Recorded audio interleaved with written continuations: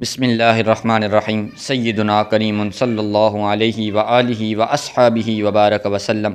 آج کی حدیث پاک حضرت فاطمہ بنت قیس سے روایت ہے کہ رسول پاک صلی اللہ تعالی علیہ وآلہ وسلم نے فرمایا، مال میں زکوٰۃ کے علاوہ بھی اللہ کا حق ہے۔ پھر آپ نے یہ آیت تلاوت فرمائی۔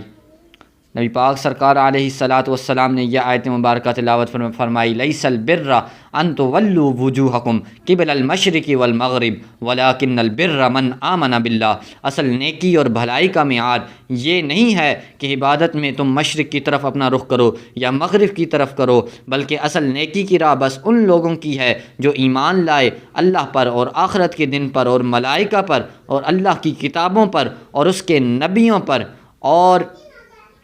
جنہوں نے مال کی محبت کے باوجود اس کو خرچ کیا قرابت داروں اور یتیموں مسکینوں پر اور مسافروں پر اور سائلوں پر اور غلاموں کی آزادی دلانے میں اور اچھی طرح قائم کی انہوں نے نماز اور ادا کی زکوٰۃ۔